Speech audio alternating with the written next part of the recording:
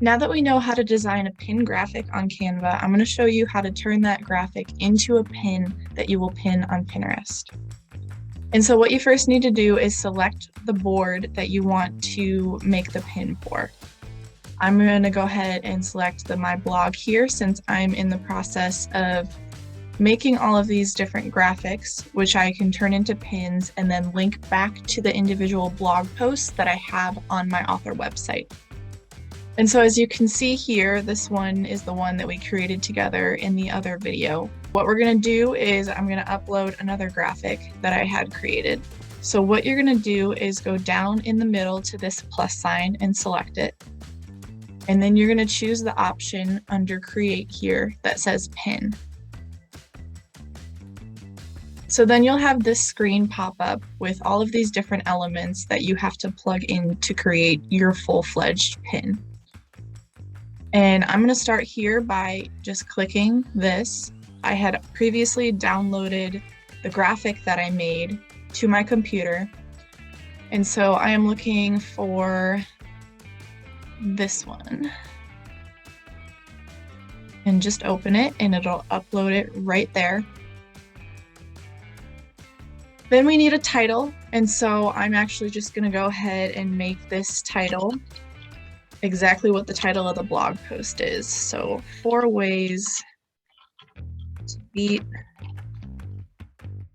writer's block. And as you can see, it'll show you here how many characters that you have total. And so I have about 68 left that I could use if I need a little bit longer of a title. And then you'll see the same thing here for the description. With the description, you're basically telling people what the pin is about or what it's going to end up linking them to. And so since these are all from my blog, I've tried to keep them very similar in how I describe them. So I always start with, in this blog post, and let's just say in this blog post, I share 4 methods I use to beat writer's block.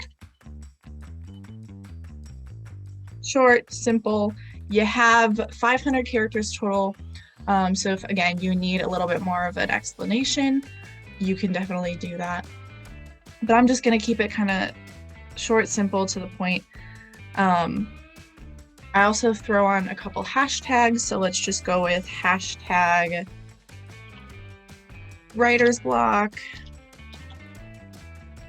hashtag author life, hashtag writing, hashtag author. I don't throw a ton on, but usually I'll do anywhere between like 3 to 5. And they function very similar to how they do on other social media platforms, where people can search hashtags and find posts. It's the same way they can search different hashtags or search different categories and find your pin. Then we have this button right here, which says add alt text. I always throw something on here. You can skip it, but really what this does is it will read the text out loud to someone if they're having trouble seeing the screen or whatever that reason looks like. It's just nice to have there for people who need it. So I'll usually throw it in. What I'll do is I'll just copy this description, leaving out the hashtags, and I will just drop that right there. Then the last thing we need right here to make our pin is add a destination link. So what that is that's going to be the link that you want the pin to direct people to when they click on it. So what I'm wanting to do is I want this 4 ways to beat writer's block pin to direct people to the blog post that I have on my website. So what I'm going to do is I'm going to go over to these 3 million tabs that I have open and find my blog post on my blog. Just copy that URL, go back to Pinterest, and drop it right there. So this is kind of what it looks like all filled out. And this is largely going to be the screen that pulls up for people when they first click on your pin as well. And so if I didn't want to put it to my blog, I accidentally selected that at first, but I want to maybe change it to something else, I can hit the drop down and select again, kind of like when we were saving pins, just whichever board I want to pin it to. But I do want to do it to my blog, so that I'm just going to go ahead and hit save. And sometimes it has to think for a moment. Voila. I'm going to select see it now. So now it's a full-fledged pin.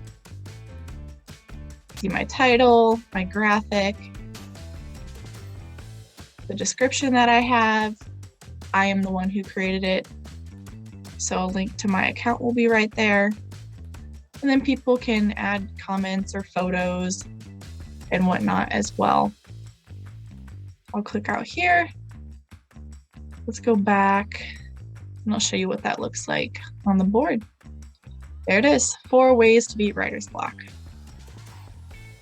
And I'm actually going to move it down here so that they're in the order that I published them on my actual blog, and that's reflected here in this order. And so you can, with any of your pins on different boards, you can move them around. But that is how you turn your graphic into a pin.